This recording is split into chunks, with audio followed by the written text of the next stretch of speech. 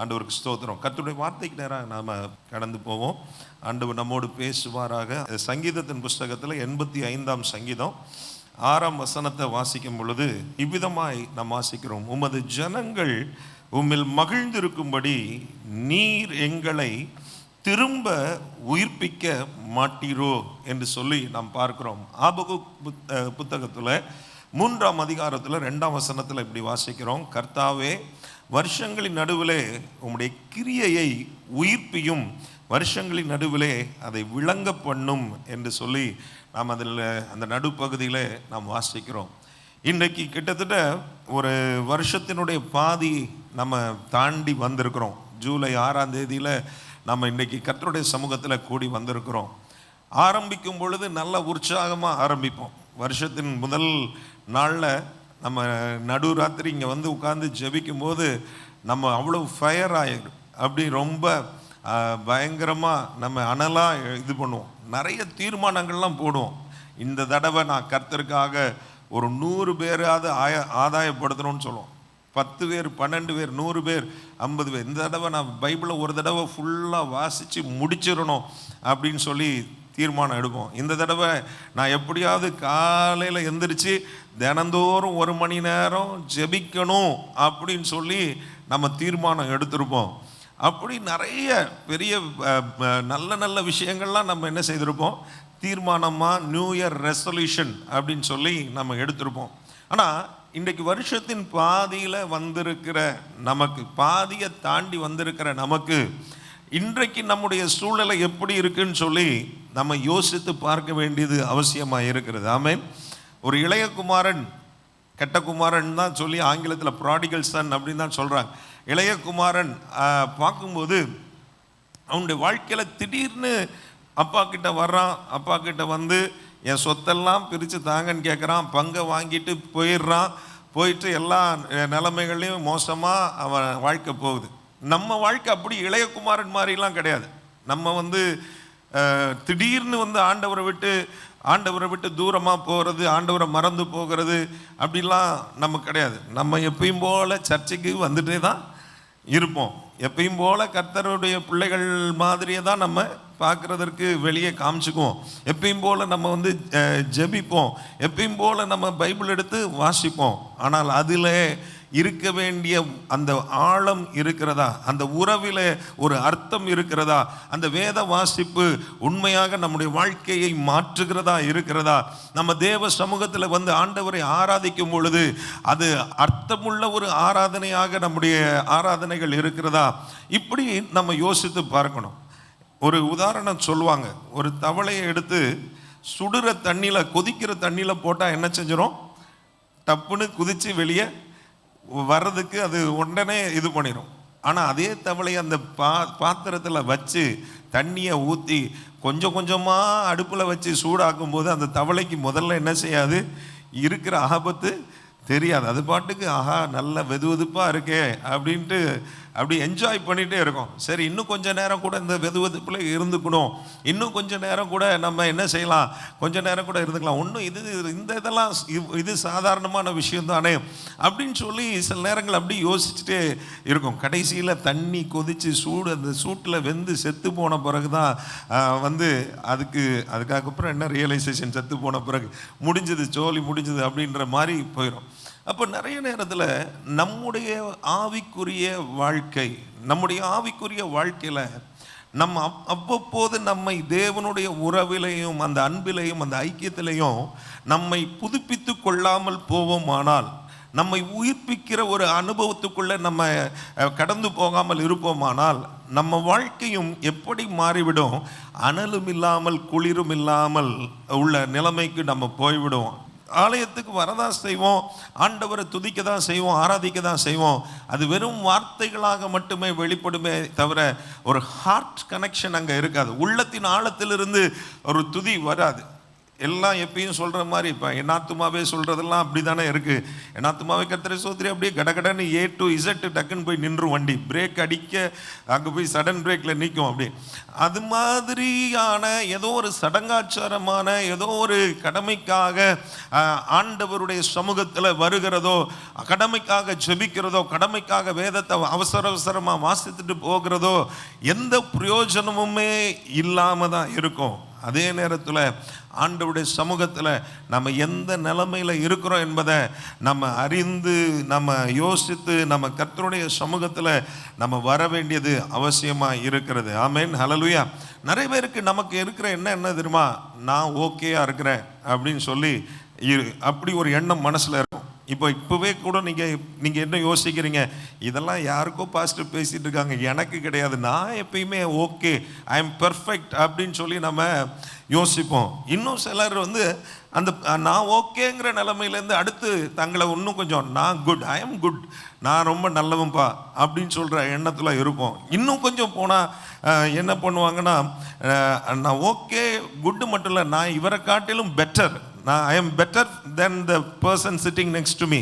என் பக்கத்தில் இருக்கிற என் சகோதரனை பார்க்கல நான் பெட்டர்ப்பா, அவரை விட நான் ஜெபிக்கிறேன், அவரை விட எனக்கு நல்ல அனுபவம் இருக்குது. இப்படி ஒரு மெத்தனத்தில் நம்ம இருந்து விட்டால், நல்ல வார்த்தை ஆண்டவர் கொடுத்தாரு, இதை நான் யோசிக்கலை. இப்படி ஒரு எண்ணத்தோடு நம்ம இருந்து விட்டால் நம்ம என்றைக்குமே நம்ம என்ன செய்ய முடியாது, நம்ம ஷைன் பண்ண முடியாது, நம்ம உண்மையான நிலைமையை நம்ம புரிந்து கொள்ள முடியாது. அப்போ we need to come to a place of realization. நமக்கு ஒரு நம்ம வாழ்க்கையிலையும் ஒரு உயிர் மீட்சி தேவை. நம்ம வாழ்க்கையிலும் தேவனுடைய உயிர்ப்பிக்கிற கிரியை செயல்பட வேண்டியது அவசியமாக இருக்கிறது என்பதை நாம் உணர்ந்து கொள்ள வேண்டும். ஆமென், ஹல்லேலூயா. நான் நல்லா தான் இருக்கேன் பாஸ்டர், நான் okay, I am better than everybody, at least I am better than most of the people, நான் மற்றவங்களை விட இங்கே இருக்கிற நிறைய பேரை காட்டிலும் நான் நல்லா இருக்கிறேன், நான் அவங்கள விட பரவாயில்ல அப்படிங்கிற எண்ணம் நமக்குள்ள வந்து விடவே கூடாது. ஆமென், ஹல்லேலூயா. உண்மைதான், ஆண்டவர் நம்மை ரட்சித்திருக்கிறார், நம்மை பாவத்திலிருந்து சாபத்திலிருந்து விடுதலையாக்கி இருக்கிறார், அக்கிரமங்களிலே பாவங்களிலே மரித்து போன நிலைமையிலிருந்து தேவன் நம்மை உயிர்ப்பித்திருக்கிறார், நம்மை நீதிமான் ஆக்கியிருக்கிறார், நம்மை பூரணராக அவர் நம்முடைய ஆவியிலே அவர் நம்மை வைத்திருக்கிறார். எல்லாமே உண்மைதான். நம்ம இன்னைக்கு முன்ன இருந்ததை விட எவ்வளவோ ஆண்டவர் நமக்கு எவ்வளவோ நம்ம வாழ்க்கையை ஆசீர்வதித்திருக்கிறார், முன்னேற்றி இருக்கிறார். ஆண்டவரோடு உள்ள உறவிலே நாம் இன்னும் நெருங்கி வருகிறதற்கு, அவர் அறிந்து கொள்ளுகிறதற்கு, அவரோடு உறவில் நெருங்கி வருகிறதற்கு ஆண்டவர் உதவி செய்திருக்கிறார். ஆனால் அதோடு நம்முடைய நிலைமையில நாம் திருப்தி அடைந்து விடுகிறதல்ல, நம்ம இருக்கிற நிலைமையை இன்னும் தயவாய் நாம் யோசித்து பார்த்து நம்ம இன்னும் அதிகமாய் ஆண்டவரோடு கூட உள்ள உறவில் மீண்டுமாக நாம் வளருகிறதற்கு ஏதுவான நிலைமையில வருகிறத ஆண்டவர் விரும்புகிறார். ஆமென், ஹல்லேலூயா, ஹல்லேலூயா. நம்ம எல்லாரும் நம்ம சில நேரங்களில் ஒரு பீக்குக்கு போவோம், நல்ல மலை உச்சியின் அனுபவங்கள் மாதிரி நமக்கு அப்படியே ஹைட்டு, நல்ல ஒரு ஹைக்கு போவோம், ரொம்ப நல்ல ஒரு அனுபவம். ஒரு ஸ்பெஷல் மீட்டிங் வச்சுட்டா போதும், 4 பேர் நல்ல பிரசங்கங்களை நம்ம கேட்டால் உற்சாகம் அடைந்துரும். அதே உற்சாகம் என்றைக்குமே இருக்குமா அப்படின்னா அது அப்படியே சஸ்டெயின் ஆகுறதில்ல. சில நேரங்கள் என்ன செய்யுது, கூட்டம் முடிஞ்ச உடனே திங்கட்கிழமை, செவ்வாய்க்கிழமை, புதன்கிழமை அப்படி போக போக போக அது என்ன செய்யுது, வடிந்து வடிந்து வடிந்து வடிந்து கடைசியில் ட்ரை ஆகிடுது. கடைசியில் அப்புறம் திரும்ப இன்னொரு கூட்டம் வச்சாதான், இன்னொரு தடவை வந்தாதான், இன்னொரு தடவை. அப்போ ஆண்டவர் அந்த காரியத்தை நமக்குள்ள அது வச்சிருக்கிறார். ஆனால் திரும்ப திரும்ப திரும்ப என் பாத்திரம் நிரம்பப்படணும், திரும்ப திரும்ப திரும்ப நான் உயிர்ப்பிக்கப்படணும், திரும்ப திரும்ப திரும்ப என்னுடைய வாழ்க்கையில் தேவனுடைய வார்த்தை செயல்படுகிறதற்கு நான் இடம் கொடுக்கணும், திரும்ப திரும்ப திரும்ப அந்த மறுரூபத்தின் அனுபவத்துக்குள்ள நான் வர வேண்டும். அப்படி வரும்போது தான் தேவனுக்கு என்று நாம் எழும்பி பிரகாசிக்கிறவர்களாய் நம்முடைய வாழ்க்கையில் காணப்பட முடியும். ஆமென், ஹல்லேலூயா. வெளிப்படுத்தின விசேஷம் 2ஆம் அதிகாரத்தில் 5ஆம் வசனத்தை நம்ம வாசிக்கும் பொழுது அங்கே நம்ம ஆண்டவருடைய வார்த்தை அந்த சபைக்கு நேராக புறப்பட்டு வருது, எபேசு சபைக்கு நேராக வருது. ஆகையால் நீ என்ன நிலைமையிலிருந்து விழுந்தாய் என்பதை நினைத்து மனம் திரும்பி ஆதியில் செய்த கிரியைகளை செய்வாயாக அப்படின்னு சொல்லி பார்க்குறோம். நம்ம என்ன நிலைமையில் இருக்கிறோம் என்பதை எந்த நிலைமையிலிருந்து நம்ம இன்னைக்குள்ள நிலைமையில நாம் இருக்கிறோம் என்பதை நம்ம கொஞ்சம் யோசித்து பார்க்கணும். ரட்சிக்கப்பட்ட புதுசில் ஆண்டவரோடு நம்ம ரொம்ப சந்தோஷமாக அந்த உறவை நம்ம என்ன செய்திருப்போம், செரிஷ் பண்ணியிருப்போம். ஆண்டவர் தான் என் வாழ்க்கையில் ரொம்ப முதன்மையான இடத்துல நம்ம வச்சுருப்போம். ஆண்டவருடைய வசனத்தை வாசிக்கணும்னா அது ஒரு பெரிய ஒரு மகிழ்ச்சியாக இருக்கும். நேரம் போகிறதே தெரியாது. இன்னும் கொஞ்சம் நேரம், இன்னொரு அதிகாரம் வாசிப்போம்னு சொல்லி வாசிட்டே இருப்போம். ஆலயத்துக்கு வருகிறதுன்றா ஆராதனைக்கு முன்னாலேயே சீக்கிரமாக ஓடி வந்துடும். உள்ளே உக்காந்து ஆண்டவர் சமூகத்தில் ஏதாவது ஆண்டவர் என் கூட இடைப்படணும், பேசணும், வாஞ்சை ஆர்வம் நமக்குள்ள இருக்கும். ரொம்ப ஆண்டவருக்காக வைராக்கியமா ஆண்டவர் நமக்கு செய்த நன்மைகளை விவரித்து ரொம்ப சொல்லுவோம். யாரும் கட்டாயப்படுத்தி சொல்றதல்ல, ஏதோ குற்ற உணர்வுனால பாஸ்டர் சொல்றாங்களே ஒரு ஆத்துமாவது சர்ச்சுக்கு கூட்டிட்டு வாங்கன்னு சொல்றாங்களே அதனால போய் சொல்றதல்ல. கட்டாயத்தின் பேரில் இல்லாம இயேசு என்னை ரட்சித்தார், இயேசு என் பாவங்களை மன்னித்து இருக்கிறார், இயேசு என்னை புது மனுஷனா மாற்றி இருக்கிறார், எனக்கு அவர் ஆராதிக்கக்கூடிய ஒரு பாக்கியத்தை கொடுத்திருக்கிறார். இதெல்லாம் ரொம்ப ஆர்வமா நாம செய்த காரியங்களா இருக்கும். ஆனால் நாளடைவில் இன்றைக்கு அந்த நிலைமையிலிருந்து இன்னைக்கு எந்த நிலைமையில் நாம் இருக்கிறோம் என்பதை நம்ம வாழ்க்கை குறித்து நமக்கு தான் தெரியும். அல்லேலூயா. வருஷத்தின் நடுவில் ஆண்டவரே நீங்கள் ஆண்டவரே மறுபடியும் உம்முடைய கிரியைகளை உயிர்ப்பியும் ஆண்டவரே, எனக்குள்ளே செயல்படுத்தின உம்முடைய கிரியைகளை மறுபடியும் எங்கள் வாழ்க்கையில் உயிர்ப்பியும் ஆண்டவரேன்னு சொல்லி இன்றைக்கு கர்த்தருடைய சமூகத்தில் நம்ம கேட்போமானால் நிச்சயமாய் கர்த்தர் நம்மை உயிர்ப்பிக்க உண்மை உள்ளவராக இருக்கிறார். அல்லேலூயா. நம்ம எந்த நிலைமையில் இருந்து நம்ம ஒருவேளை குறைவுபட்டிருந்தா இன்றைக்கு மறுபடியும் அந்த நிலைமைக்கு மட்டுமல்ல, அதை விட மேலான ஒரு நிலைமைக்கு கர்த்தர் நம்மை கொண்டு போக அவர் வல்லமை உள்ளவராக இருக்கிறார், உண்மை உள்ளவராக இருக்கிறார். அல்லேலூயா, அல்லேலூயா. ஆண்டவருக்கு ஸ்தோத்திரம். அப்போ முதல்ல அவர் நம்மை என்ன செய்கிறார், நம்ம ஆத்துமாவை உயிர்ப்பிக்கிற தேவனாக அவர் இருக்கிறார். நம்ம ஆவிக்குரிய நிலைமையில் நம்ம எந்த நிலைமையிலெல்லாம் நம்ம இருந்து இன்னைக்கு ஒருவேளை குறைவுபட்டிருந்தா அந்த நிலைமைக்கு நம்ம கொண்டு போக வேண்டும் என்று சொல்லி நமக்குள்ள ஒரு வாஞ்சை இருக்கணும். அப்போ முதல்ல அந்த நிலைமையில் எப்படி இருந்தோம் அப்படிங்கிறதும் நமக்கு ஞாபகப்படுத்தி கொள்ள வேண்டியது அவசியமாக இருக்கிறது. ஆதியில் கொண்டிருந்த அன்பை விட்டு விட்டாய் அப்படின்னு சொல்லி ஆண்டவர் சொல்லும்போது அது எவ்வளவு ஒரு ரொம்ப கஷ்டமான ஒரு காரியம். யோசிச்சு பாருங்களேன்.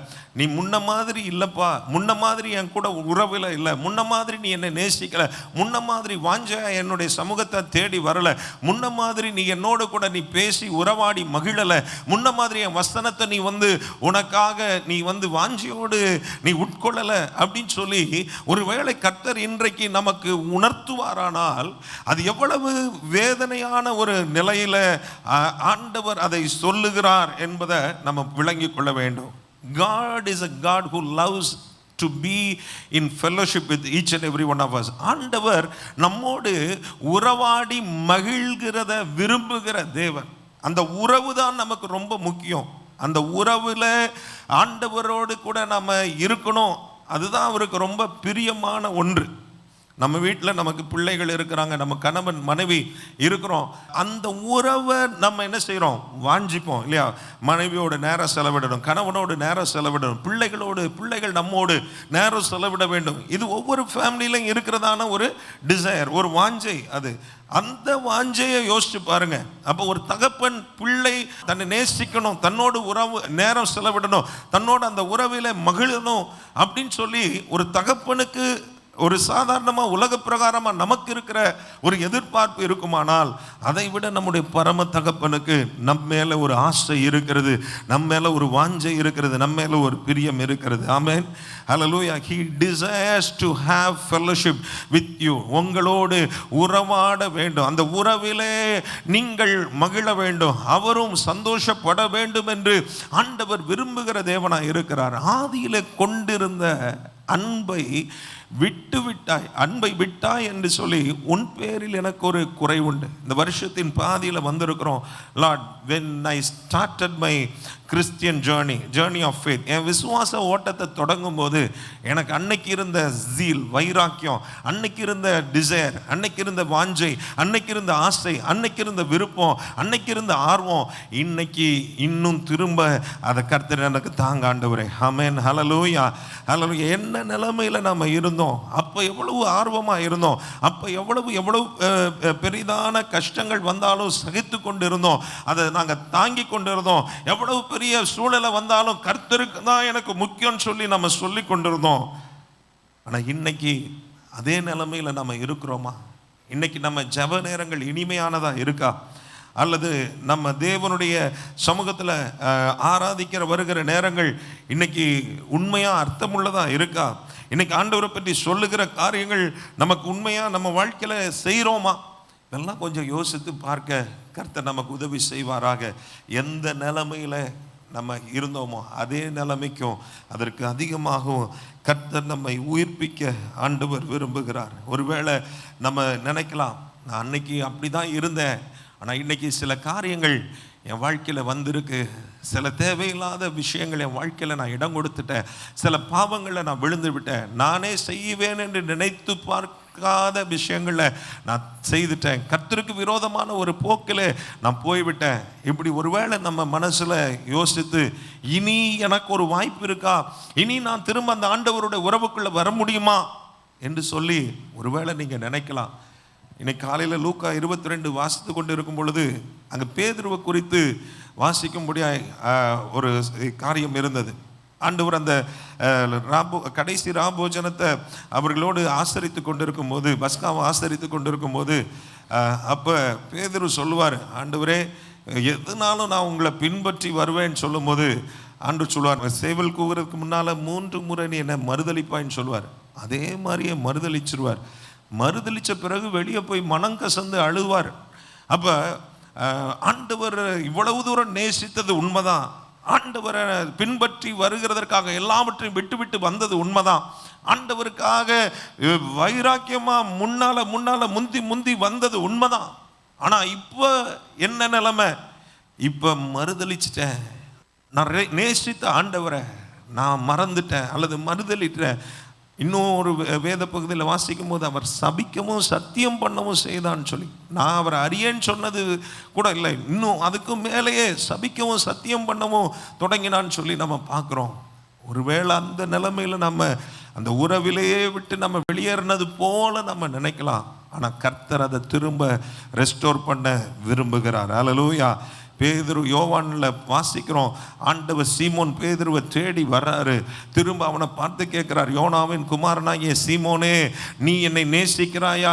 நீ இவர்களை பார்க்கலும் அதிகமாக என்னை நேசிக்கிறாயா? நீ என்னிடத்தில் அன்பு கூறுகிறாயா? ஆண்டவர் கேட்க அந்த பேதுருடைய மனம் உடைகிறது. ஆண்டவரே நீர் அதை அறிவீர், ஆண்டவரே ஆம் ஆண்டவரே அப்படின்னு சொல்லி தன்னை ஒப்பு கொடுக்கிறான். ஆண்டவர் அவனை மறுபடியும் அவனை வைக்க விரும்புகிற ஸ்தானத்தில் ஆண்டவர் வைத்தார். பின்னாட்களில் சபைக்கு ஒரு நல்ல ஒரு மூத்த தலைவனாக கர்த்தர் அவனை ஏற்படுத்தி வைத்தார் என்று சொல்லி பார்க்கிறோம். Hallelujah. If you are feeling that, ஆமாம் பாஸ்டர் உண்மைதான், நான் ஆரம்பித்தப்போ அவ்வளோ வைராக்கியமாக தான் இருந்தேன், ஆர்வமாக தான் இருந்தேன், ஆசையாக தான் இருந்தேன், ஆனால் இடையில சில காரியங்கள் வந்துவிட்டது, இடையில சில விஷயங்கள் என்னையும் ஆண்டவரையும் பிரிக்கும்படியாக வந்துவிட்டது, சில காரியங்களில் நான் விழுந்து கிடக்கிறேன், இன்றைக்கு எழும்புகிறதற்கு முடியுமா என்று தெரியாமல் இருக்கிறேன், மீண்டும் எனக்கு ஒரு வாய்ப்பு கிடைக்குமா என்று தெரியாமல் இருக்கிறேன். God wants to give you another chance. ஆண்டவர் உங்களை மறுபடியும் உங்களுக்கு இன்னொரு வாய்ப்பை கொடுக்க விரும்புகிறார், மறுபடியும் உங்களை உயிர்ப்பிக்க விரும்புகிறார், மறுபடியும் அவர் உங்களை வைக்க விரும்புகிற ஸ்தானத்தில் உங்களை வைக்க விரும்புகிறார், மறுபடியும் உங்களை கொண்டு பெரிய காரியங்களை செய்ய வேண்டும் என்கிற அவரது திட்டத்தை செயல்படுத்த விரும்புகிறார். ஹல்லேலூயா, ஹல்லேலூயா. விசுவாசிக்கிறீங்களா? ஆண்டவரால் நிச்சயமா முடியும். ஹல்லேலூயா. அந்த இளைய குமாரனுடைய சம்பவத்திலையும் அவருக்கு நம்பிக்கை கிடையாது, அவருக்கு ரியலைசேஷன் வந்தது, ஆமாம் நான் தப்பு செஞ்சிட்டேன், எங்கள் அப்பா வீட்டில் வேலைக்காரங்களுக்கு கூட நல்ல சாப்பாடு இருக்குது, நான் தவறு செஞ்சுட்டேன், அப்பாவுக்கு விரோதமாக, பரத்துக்கு விரோதமாக, தேவனுக்கு விரோதமாக நான் பாவம் செய்துட்டேன், தகப்பனுக்கு விரோதமாக நான் பாவம் செய்துட்டேன். அந்த உணர்வு வந்தது, உணர்த்துதல் வந்தது. ஆனால் அவனுக்கு ஒரு நம்பிக்கை வரல. அப்பா வீட்டுக்கு போனால் என்னை ஒரு வேலைக்காரனாவது ஏற்றுக்கொள்ளுங்க அப்படின்னு தான் அவன் நினச்சிட்டு அவன் இது பண்ணுறான். ஆனால் அவனுடைய தகப்பன் அவனை வேலைக்காரனாக ஏற்றுக்கொள்ளுகிறதற்காக அல்ல, அவனை திரும்பவும் அவனுடைய ஸ்தானத்தில் வைக்கிறதற்காக ஆவலோடு காத்திருக்கிறார். ஹல்லேலூயா. ஒரு புத்த ஆடைகள் அவனுக்கென்று ஆயத்தப்படுத்தப்பட்டிருக்கிறது, அவனுக்கென்று மோதிரம் ஆயத்தப்படுத்தப்பட்டிருக்கிறது, அவனுக்கென்று அவன் வந்துட்டா அவனுக்கு ஒரு பெரிய ஒரு விருந்து செய்யணும். இதெல்லாம் தகப்பனுடைய மனதில் அவன் திரும்ப வந்தா போதும் என்கிற உணர்வு என்ற எண்ணம் அந்த தகப்பனுடைய இருதயத்தில் இருந்தது. வந்த உடனே இதெல்லாம் செய்யப்பான்னு சொல்லி அதெல்லாம் செய்ய முடுக்கி விடுகிறார் என்று சொல்லி நம்ம பார்க்குறோம். இன்னைக்கு நம்ம வந்தா போதும் கர்த்தர் நம்மை அணைத்து கொள்வார், ஏற்றுக்கொள்வார், சேர்த்து கொள்வார், நம்மை உயிர்ப்பிப்பார், மறுபடியும் நம்மை கொண்டு பெரிய காரியங்களை செய்ய கர்த்தர் நமக்கு உதவி செய்வார், நம்மை பலப்படுத்துவார். ஹல்லேலூயா. கர்த்தரால முடியும். அவர் he is ready for that. நம்ம அந்த ஆண்டவருடைய சமூகத்தில் நம்ம வருகிறதற்கு நம்ம ஒரு தீர்மானம் எடுத்தா போதும். இதுக்கு முன்னால் நான் எப்படி இருந்தேங்கிறத கொஞ்சம் யோசித்து பார்க்கணும். அந்த இளையகுமாரன் யோசிச்சிருப்பான், அப்பா வீட்டில் எப்படியெல்லாம் இருந்தேன், பயங்கர ஒரு பெரிய ஒரு என்னது, அப்பா வீட்டில் இருக்கும்போது அவ்வளவு எல்லா எஜமான்கள் சேவை செய்கிறதற்கு மரியாதை, ஒரு குறைவும் இல்லை, எந்த கவலையும் இல்லை, சாப்பாடு என்ன வேணும்னாலும் அங்கே கிடைத்தது. ஆனால் இப்போ நிலைமை யோசித்து பார்க்குறான், பன்றியை மேய்க்கிற நிலைமை, பன்றியோட உணவை கூட அவன் சாப்பிட்டா அதுக்கு திட்டு வாங்குற நிலைமை, அப்படிப்பட்ட நிலைமையில் இருக்கிறான். ஆனால் அவன் ரியலைசேஷன், அவன் அந்த நிலையை யோசித்து பார்த்து ஒரு ரியலைசேஷனுக்குள்ளே வர்றான், திரும்ப அந்த உறவை தேடி வருகிறான். ஆமென், ஹல்லேலூயா.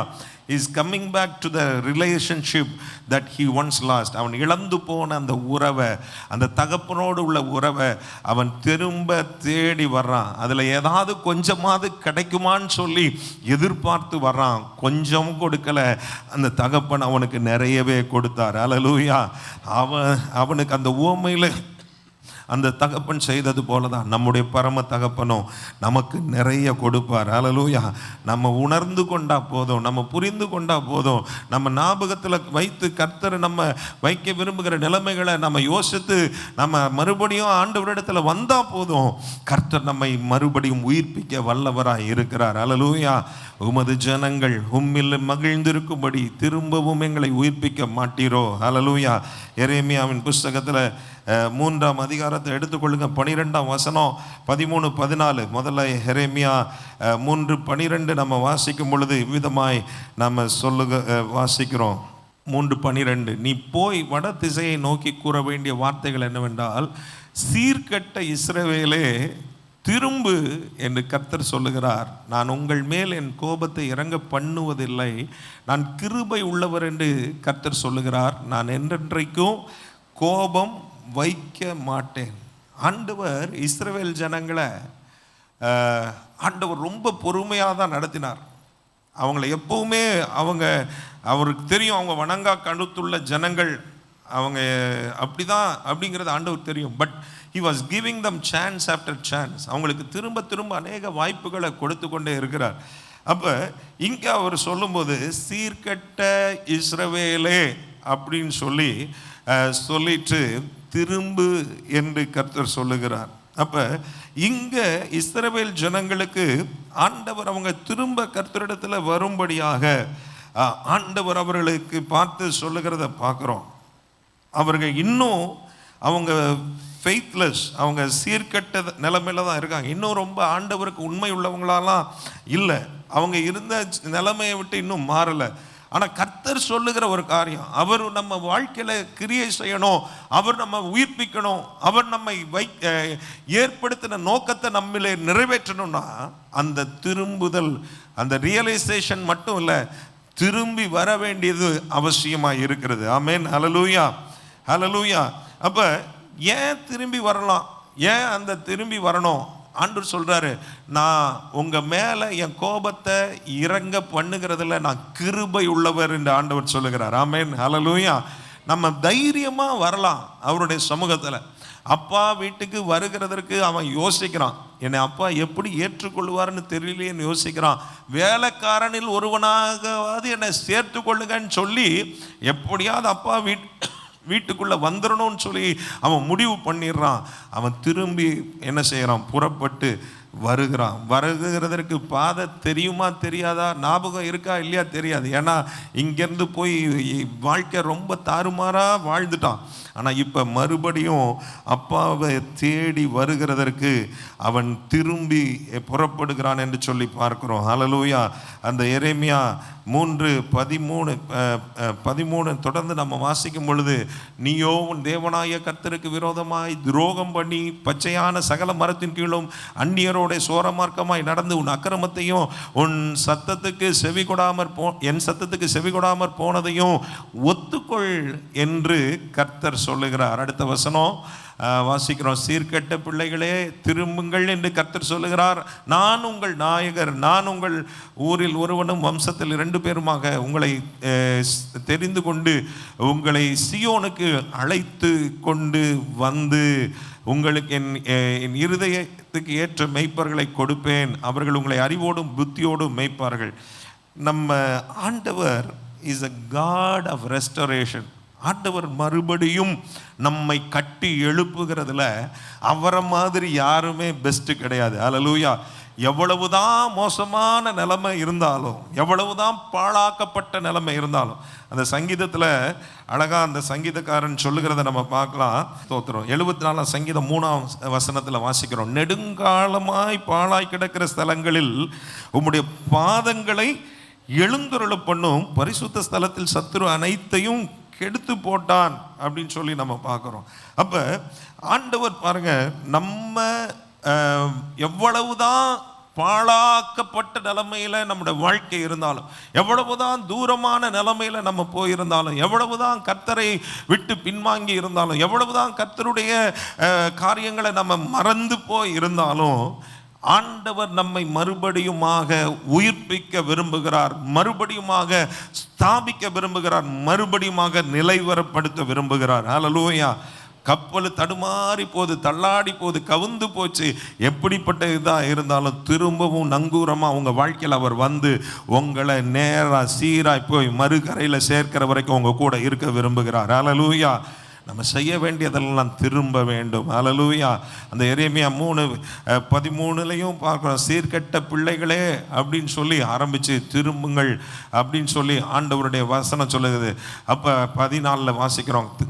ஆண்டவர் நம்ம வாழ்க்கையில் அவர் எப்பவுமே அவர் முதன்மையான ஸ்தானத்தில் இருக்கணும்னு சொல்லி ஆசைப்படுகிறார். நாம் மனம் திரும்பினா போதும், நம்ம பாவங்களை அவருடைய சமூகத்தில் அறிக்கை செய்தால் போதும், ஆண்டவர் நம்முடைய பாவங்கள் எப்படிப்பட்டதாக இருந்தாலும், எவ்வளவு மோசமானதாக இருந்தாலும் அதை மன்னித்து மறுபடியும் அவருடைய சமூகத்தில் நம்மை சேர்த்து கொள்ள அவர் ஆயத்தமாக இருக்கிறார். ஹல்லேலூயா.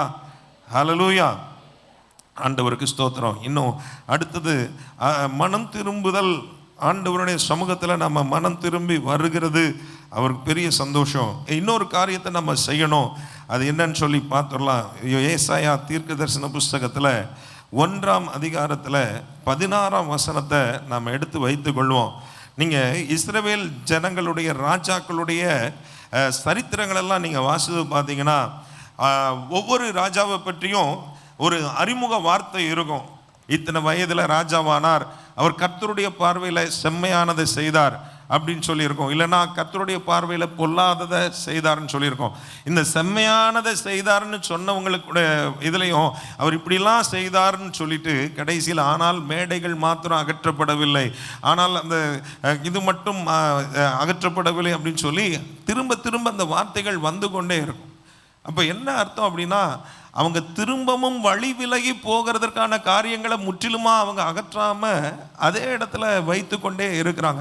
ஏசாயா 1:16 வாசிக்கும் பொழுது, உங்களை கழுவி சுத்திகரிங்கள், உங்கள் கிரியைகளின் பொல்லாப்பை என் கண்களுக்கு மறைவாக அகற்றிவிட்டு தீமை செய்தலை விட்டு ஓயுங்கள். ஆமென். ஹல்லேலூயா. எது தீமையாக இருக்கோ, எது தேவனுக்கென்று நம்ம பிரகாசிக்க முடியாம தடை பண்ணுகிறதோ, எது உங்களுக்கும் ஆண்டவருக்கும் உள்ள உறவை கெடுக்கிறதோ, விரிசல் உண்டாக்குகிறதோ, எது தேவனுடைய ஆசீர்வாதங்களை நீங்கள் பெற்றுக்கொள்ள முடியாதபடி, தேவனுக்காக வைராக்கியமாய் நீங்கள் எழும்பி நிற்க முடியாதபடி உங்களை தடை பண்ணுகிறதோ, உங்களை கீழாக பண்ணுகிறதோ, அதை உங்கள் வாழ்க்கையிலிருந்து நீங்கள் அகற்றி விடுங்கள் என்று சொல்லி ஆண்டவர் சொல்லுகிறார். உண்மையா நம்ம ஆண்டவர் நம்ம எப்படி வைக்கணும்னு சொல்லி வைத்திருந்தான்னு சொல்லி நினைத்து ஆண்டவர் நம்ம திரும்பவும் அவரோடு கூட சேர்த்து கொள்ளணும்னு சொல்லி நம்ம மனம் திரும்பி வரும்போது நம்ம வாழ்க்கையில தேவன் இவ்விதமாக கிரியை செய்கிறவராக இருக்கிறார். சில காரியங்களை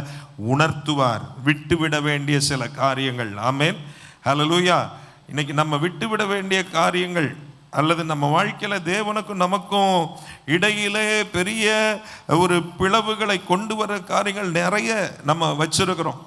அது நம்ம பொழுதுபோக்கான காரியங்களாக இருக்கலாம், பழக்கங்கள், சில தவறான பழக்கங்களாக இருக்கலாம், சில தேவையில்லாத உறவுகளாக இருக்கலாம், இல்லது சில நேரங்களில் சில செல்ஃபோனில் நம்ம பார்க்குற விஷயங்களாக இருக்கலாம், நம்ம பயன்படுத்துகிற செயலிகள், ஆப்களாக இருக்கலாம், வெப்சைட்ஸாக நம்ம விசிட் பண்ணுற வெப்சைட்ஸாக இருக்கலாம்.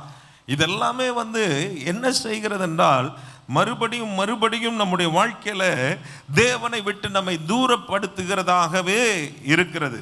அப்போ நாம் அதை நம்ம வாழ்க்கையை விட்டு முற்றிலுமாய் அகற்றி போடுகிற வரைக்கும் நம்ம தேவனோடு உள்ள அந்த உறவிலே நம்ம திரும்பவும் கட்டப்படுகிறதற்கு முடியாமலே இருக்கும்.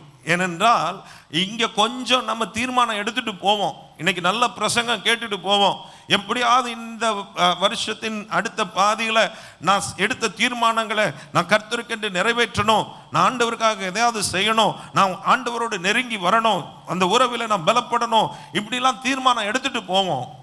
போய் வீட்டுக்கு போன பிறகு திரும்ப நம்முடைய பழைய விஷயங்கள் என்ன செய்யும், வாழ்க்கையில் திரும்ப நம்மளை என்ன செய்யும், இழுக்க ஆரம்பிக்கும். கொஞ்சம் கொஞ்சமாக இது பரவாயில்ல, இன்னைக்கு நீ ஒரு தீர்மானம் எடுத்த பரவாயில்ல, இன்னைக்கு செல்ஃபோனை நீ தொடாமல் இருக்கிற பரவாயில்ல, கொஞ்சம் நியூஸ் மட்டும் லைட்டாக அந்த யூடியூப்பில் லைட்டாக போய் பாரு அப்படின்னு சொல்லி ஒரு எண்ணம் வரும். அப்புறம் அந்த நியூஸை பார்க்க ஆரம்பித்ததுக்கப்புறம் நியூஸு வர என்ன செய்யும், எங்கேயோ போய் கடைசியில் ஏதாவது ஒரு ஜோக்கை பார்த்துட்டு இருக்கிறது, அதுக்கப்புறம் ஜோக்கிலேருந்து வேற எங்கேயாவது சினிமா பார்க்க ஆரம்பிக்கிறது, சினிமா பாட்டை கேட்க ஆரம்பிக்கிறது, அப்படியே கதை கந்தலாகி அந்த நாளே என்ன செய்கிறோம், பிரயோஜனம் இல்லாமல் போயிடும். அப்போ நம்ம ரொம்ப எச்சரிப்பாக இருக்க வேண்டியது அவசியம். அகற்றப்பட வேண்டியதை அகற்றி போடணும், அந்த ஆப்பை டெலீட் பண்ணிடணும், தேவையில்லைப்பா எனக்கு இது அப்படின்னு சொல்லி டெலீட் பண்ணுறதுக்கும் நம்ம ரெடியாக இருக்கணும். அந்த பழக்கத்தை விடுகிறதற்கு என்ன செய்யணுமோ அதற்கான முயற்சி, அதற்கான ஸ்டெப் எடுக்கணும்.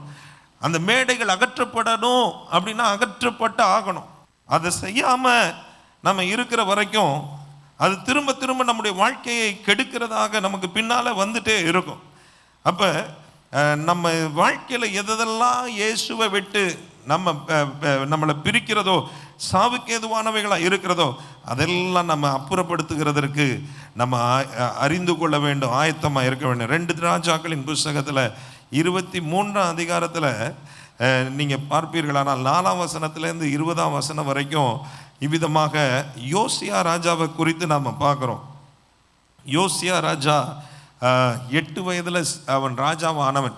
அவன் யோசியா ராஜா ஆண்டவருக்கென்று அவன் என்ன செய்தான், அவன் ரொம்ப தீவிரமாக வைராக்கியமாய் செயல்பட்ட ஒரு நபராக இருந்தான். நீங்கள் 4ஆம் வசனத்தில் வாசிக்கும் போது, பாகாலுக்கும் விக்கிரகத்தோப்புக்கும் வானத்தின் சகல சேனைகளுக்கும் பண்ணப்பட்டிருந்த சகல பனிமுட்டுகளையும் கர்த்தருடைய ஆலயத்திலிருந்து புறம்பாக்க பிரதான ஆசாரியனாகிய எல்கியாவுக்கும் 2ஆம் வகுப்பில் ஆசாரியர்களுக்கும் வாசல் காக்கிறவர்களுக்கும் கட்டளையிட்டு அவைகளை எருசலேமுக்கு புறம்பாய் கீதரோன் வெளியிலே சுட்டெரித்து அவைகளின் சாம்பலை பெத்தேலுக்கு கொண்டு போக பண்ணினான். அப்புறம் பார்க்குறோம், யூதாவின் பட்டணங்களும் எருசலேம் சுற்றிலும் மேடைகளின் மேல் தூபம் காட்ட யூதாவின் ராஜாக்கள் வைத்த பூசாரிகளையும் பாகாலுக்கு சூரியனுக்கும் சந்திரனுக்கும் கிரகங்களுக்கும் வானத்தின் சகல சேனைகளுக்கும் தூபம் காட்டினவர்களையும் அகற்றினான். அப்புறம் தோப்பு விக்கிரகத்தை கர்த்தருடைய ஆலயத்திலிருந்து எருசலேமுக்கு புறம்பே கீதரோ நாட்டுக்கு கொண்டு போய் அதை கீதரோ நாட்டு நோரத்தில் சுட்டெரித்து அதை தூளாக்கி அதை ஜனபுத்தருடைய பிரேத குழிகளின் மேல் போடுவித்தான். கர்த்தருடைய ஆலயத்தின் அருகே ஸ்திரீகள் தோப்பு விக்கிரகத்துக்கு கூடாரங்கள் நெய்த இடத்தில் உள்ள லட்சியான புணர்ச்சிக்காரன் வீடுகளை இடித்து போட்டான். அப்போ அவன் செய்த காரியங்களை வரிசையாக அந்த 4-20 வரைக்கும் நம்ம வாசிக்க முடியும். அவன் என்ன செய்கிறான் பாருங்க. அவன் எதெல்லாம் அகற்றப்பட வேண்டுமோ அதெல்லாம் அகற்றி போட அவன் ஆயத்தமாக இருந்தான். சுத்தியல் எடுத்து உடைக்க வேண்டியதை உடைக்கிறான், எரிக்க வேண்டியதை எரிக்கிறான், எல்லாத்தையும் செய்கிறான். இன்னைக்கு நம்ம இருதயத்தில் எதெல்லாம் உடைக்கப்பட வேண்டுமோ, விக்கிரகங்களாக இருக்கிறவைகள், தோப்பு விக்கிரகங்களாக இருக்கிறவர்கள், இதெல்லாம் ரொம்ப நாளாக, இந்த விக்கிரகங்கள்லாம் ரொம்ப நாளாக இங்கேயே இருந்துருச்சு, ரொம்ப நாளாக நம்ம வாழ்க்கையை கெடுக்கிறதா இருந்துச்சு, ரொம்ப நாளாக தேவனுடைய ஆசீர்வாதங்களை நம்ம பெற்றுக்கொள்ள முடியாமல் தடுத்துருச்சு. ஆனால் இனி அது என் வாழ்க்கையில் வேண்டாம், இந்த தீமை எனக்கு வேண்டாம், இந்த பாவம் எனக்கு வேண்டாம், இந்த பழக்கம் எனக்கு வேண்டாம், இந்த பொழுதுபோக்கு எனக்கு வேண்டாம், இந்த தேவையில்லாத விஷயங்கள் என் வாழ்க்கையில வேண்டாம், இந்த அருவருப்புகள் என் வாழ்க்கையில வேண்டாம். நம்ம இன்றைக்கு ஆண்டவருடைய சமூகத்தில் அப்படி ஒரு தீர்மானத்தோடு நாம் கடந்து செல்ல கர்த்தர் நமக்கு உதவி செய்வாராக. ஹல்லேலூயா. அப்போ ஒவ்வொரு தடவையும் அவன் அந்த சுத்தியல் எடுத்து உடைக்கும் பொழுது அங்கே தேவனுக்கென்று, ஹல்லேலூயா, அந்த விக்கிரகங்கள் அகற்றப்பட்டு தேவனுக்காக கொஞ்சம் இடம் அங்கே ஏற்படுத்தப்படுகிறது. அந்த தோப்புகளை அகற்றி அவன் எரிக்கும் போது அந்த இடத்துல ஆண்டவருடைய நாமம் மகிமைப்படுகிறதற்கு ஏதுவாக அது ஏற்படுகிறது என்று சொல்லி நம்ம பார்க்கிறோம். ஆண்டவருக்கு மகிமை உண்டாவதாக.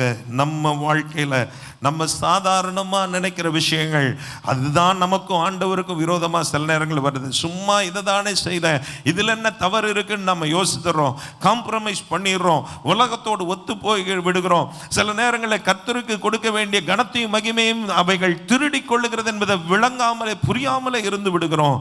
ஆனால் அப்படிப்பட்ட காரியங்கள் இருக்குமானால் அவைகளை அகற்றி போடுகிறதற்கு தேவன் இந்த காலை நமக்கு உதவி செய்வாராக. ஹல்லேலூயா, ஹல்லேலூயா.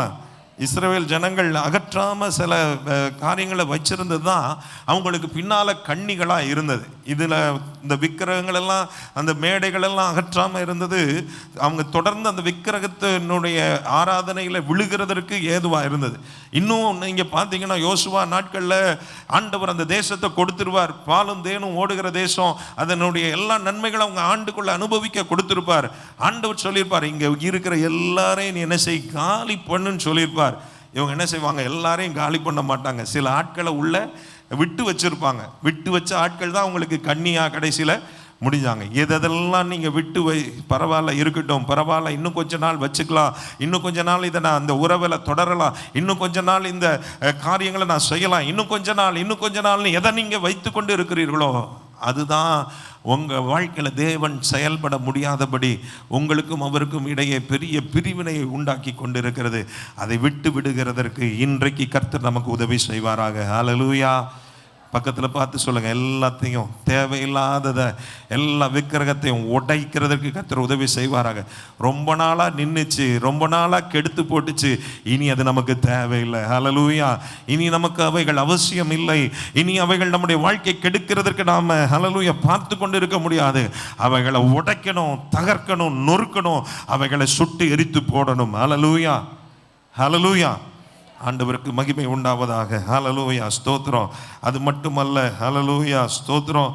வெளிப்படுத்தின விசேஷத்தில் 2ஆம் அதிகாரத்தில் நம்ம திரும்ப வரும் பொழுது அங்கே 5ஆம் வசனத்தில் நம்ம வாசிக்கிறோம்.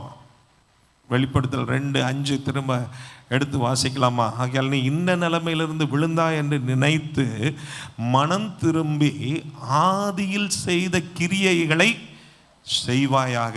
அப்போ சில விஷயங்களை அகற்றி போட்டோம், அதை திரும்ப நம்ம பழைய நல்ல விஷயங்கள் நம்மள்கிட்ட இருந்ததில்ல, அதால் திரும்ப நிரப்ப வேண்டும். ஆமென். ஹல்லேலூயா, ஹல்லேலூயா. எதெல்லாம் ஆண்டவருக்கு பிரியமா நம்ம வாழ்க்கையை வாழ்வதற்கு உதவி செய்ததோ அதெல்லாம் நம்ம என்ன செய்யணும், நம்ம திரும்ப இது பண்ணணும். கர்த்தர் நம்ம உயிர்ப்பிக்க ஆயத்தமாக இருக்கிறார். ஆனால் நமக்கு ஒரு பங்கு இருக்கிறது.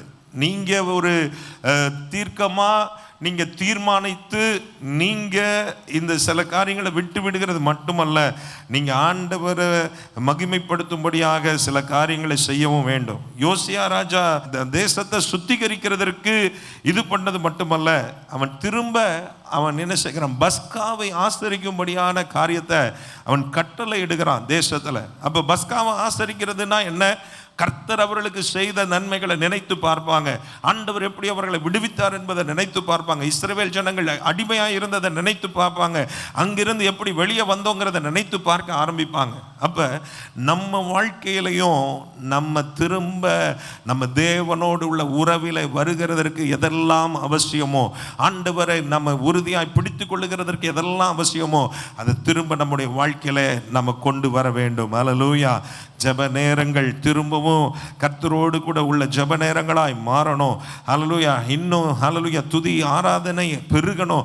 இன்னும் கர்த்தரோடு உள்ள உறவில் நம்ம வளரணும். வேதத்தின் சத்தியங்களை நம்ம அல்லேலூயா நல்லா புரிந்து கொண்டு அதற்கு கீழ்ப்படிக்கணும். கர்த்தரோடு அல்லேலூயா கர்த்தருடைய ஆவியானவருடைய சத்தத்துக்கு செவி கொடுத்து நடக்கணும். கர்த்தருக்காக ஊழியம் செய்யணும். கர்த்தர் செய்த நன்மைகளை விவரித்து சொல்லணும். ஆண்டவருடைய நாமத்தை மகிமைப்படுத்தி கொண்டே இருக்க வேண்டும். அல்லேலூயா, அல்லேலூயா. அந்த விஷயங்களை கர்த்தர் செய்யணும் அப்படின்னு சொல்லி ஆண்டவர் ரெடியாக இருக்கார். நம்ம என்ன முயற்சி செய்ய போகிறோம்? நம்ம அகற்ற வேண்டியவங்களை அகற்றியாச்சு. வெறுமையாக நம்ம இருந்தால் அது வேற ஏதாவது திரும்ப நிரப்புகிறதற்கு ரெடியாக இருக்கும். ஆனால் கர்த்தரால், கர்த்தருடைய உறவின் மகிழ்ச்சியினால், கர்த்தருடைய உறவினுடைய திரட்சியினால், ஆனந்தத்தினால, சந்தோஷத்தினால நம்ம நிரம்பி இருக்க வேண்டும். அல்லேலூயா. திரும்பவும் வேதாகமம் நமக்கு விலையேற பெற்றதாக மாறணும். நம்முடைய ஜெப நேரங்கள் திரும்பவும் வானத்தின் வாசலாக மாறணும். அல்லேலூயா. தேவதூதர்கள் இறங்குகிற ஏறுகிற அனுபவங்களாக மாறணும். அல்லேலூயா. நமக்கு செய்தி வேளைகளெல்லாம் நமக்கு ஒரு விருந்து உண்கிற அனுபவமாக மாறணும். அல்லேலூயா. ஆராதனை நேரங்கள் எல்லாம் நமக்கு ரொம்ப முக்கியமானதாக மாறணும். ஆமென். அல்லேலூயா. ஆண்டவருடைய ஆராதனைக்கு நம்ம எல்லாம் ஆசையோடு நம்ம ஓடி வரணும். ஆண்டவருடைய வேலையை நம்ம இன்னும் அதிகமாக ஈடுபாடோடு செய்யணும். 4 பேருக்கு இயேசு செய்த நன்மைகளை விவரித்து சொல்லணும். உங்கள் சாட்சியை சொல்லணும். இப்படி நம்ம வாழ்க்கை மாற வேண்டும். அல்லேலூயா, அல்லேலூயா. நம்ம மறுபடியும் வந்தால் நம்மை சேர்த்து கொள்ள அவர் ஆயத்தமாக இருக்கிறார். ஆண்டவரிடத்தில் கேட்டால் நம்ம திரும்பவும் நம்ம உயிர்ப்பிக்க ஆயத்தமாக இருக்கிறார். இந்த வருஷத்தின் நடுவில் ஆண்டவரே உம்முடைய கிரியைகளை எங்கள் வாழ்க்கையில் உயிர்ப்பியும் ஆண்டவரே. உமது ஜனங்களும் மேல் மகிழ்ந்திருக்கும்படியாய் ஆண்டவரே திரும்பவும் எங்களை உயிர்ப்பியும் ஆண்டவரே. கண்களை மூடி நாம் ஜெபிக்க போகிறோம். அல்லேலூயா. முதல்ல ஒரு ரியலைசேஷன். அன்னைக்கு இருந்த ரிலேஷன்ஷிப் எனக்கு இல்லை, அன்னைக்கு இருந்த அனுபவங்கள் எனக்கு இல்லை, அன்னைக்கு இருந்த உண்மையான ஆவியோடு உண்மையோடு ஆராதிக்கிற அனுபவங்கள் எனக்கு இல்லை. இன்னைக்கு திரும்ப அது கட்டப்படட்டும் ஆண்டவரே. ஆண்டவரே, அதற்கு தடையாக இருக்கிற காரியங்கள், நான் கொஞ்சம் கொஞ்சமாக வழி விலகி போன அனுபவங்கள், கொஞ்சம் கொஞ்சமாக உலகத்திற்கு நான் ஆண்டவரை இடம் கொடுத்த காரியங்கள், கொஞ்சம் கொஞ்சமாக சிற்றின்பங்கள், உலக ஆசைகள், உலக பெருமைகள், கவலைகள் என்னை மேற்கொள்ளுகிறதற்கு நான் இடம் கொடுத்திருப்பேன். ஆனால் அதெல்லாம் மன்னியுங்க ஆண்டவரே. அல்லேலூயா. மறுபடியும் ஆண்டவரே எங்களை உயிர்ப்பிக்கிறதற்கு நீர் வல்லவராக இருக்கிறீர் ஆண்டவரே. எதெல்லாம் அகற்றப்பட வேண்டுமோ அகன்று போகட்டும் எங்கள் வாழ்க்கையை விட்டு. தோப்பு விக்கிரகங்கள் அகற்றப்படட்டும். வெகு நாளாய் விக்கிரகங்களாக எங்கள் வாழ்க்கையில் நின்று கொண்டு இருக்கிறவைகள் இயேசுவின் நாமத்தினால் அதை அடித்து நொறுக்கி ஆண்டவரை சிதைத்து போட கர்த்தர் எங்களுக்கு உதவி செய்யும் ஆண்டவரே. ஆண்டவரே ஸ்தோத்திரம். எதெல்லாம் சுட்டரிக்கப்பட வேண்டும் அது சுட்டரிக்கப்படட்டும். தேவையில்லாத ஆண்டவரே காரியங்கள், பழக்க வழக்கங்கள், தேவையில்லாத உறவுகள், தேவையில்லாத ஆண்டவரே ஸ்தோத்திரம் செயல்கள் இயேசுவின் நாமத்தினால் எங்கள் வாழ்க்கைகளை விட்டு அகன்று போகட்டும் ஆண்டவரே. எங்கள் வாழ்க்கையில் ஆண்டவரே உங்களால் நிரப்பப்படட்டும். More of you in our lives Lord. ஆண்டவரே more of you in our lives Lord. எங்கள் வாழ்க்கையில் நீங்கள் பெருகணும். இன்னும் அதிகமாக உங்களோடு செலவிடுகிற நேரங்கள் பெருகணும். எங்கள் வாழ்க்கையில் அதிகமாக கர்த்தரை ஆராதிக்கிற அனுபவங்கள் பெருகணும்.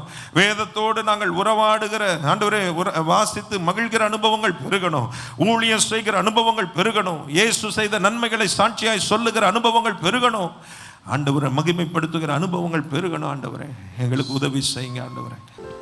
சர்வவல்லமுள்ள தேவனே, பரலோக பிதாவே, பணிந்து கொள்கிறோம், ஆராதிக்கிறோம், ஸ்தோத்திக்கிறோம். புது வாழ்வு, முடிவில்லாத வாழ்வு, நித்தியமான வாழ்வு, நானே வழி சத்தியம் ஜீவன் என்று சொன்னவரே, உடைய அன்பிலே உடைய ஐக்கியத்திலே பங்கு பெற கிருபை செய்து 7வது மாதத்தை காண செய்து 7 என்றாலே நிறைவு, பூரணம், பரிபூரணம் என்று சொன்னேன். ஜீவனை கொடுக்கவும் அந்த ஜீவன் பரிபூர்ணப்பட வந்தே சொன்னவர். எல்லா நிலைமையிலும் ஆவி, ஆத்மா, சர்வம் எல்லா நிலைகளையும் ஆஸ்வதிக்க செபிக்கிறோம். ஒவ்வொரு நாளும் மக்கென்று வாழ உடைய நாமத்தை உயர்த்த கிருபை தாரும். உமக்கே கன மகிமை ஏறெடுக்கிறோம்.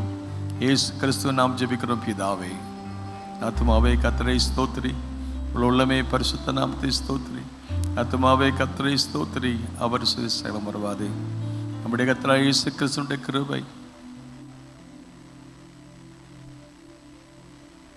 பிதாவாகிய தேவனுடைய அன்பு, பரிசுத்த ஆவியானவருடைய ஐக்கிய சந்தோஷ சமாதானம் நம் அனைவருடைய இருப்பதாக.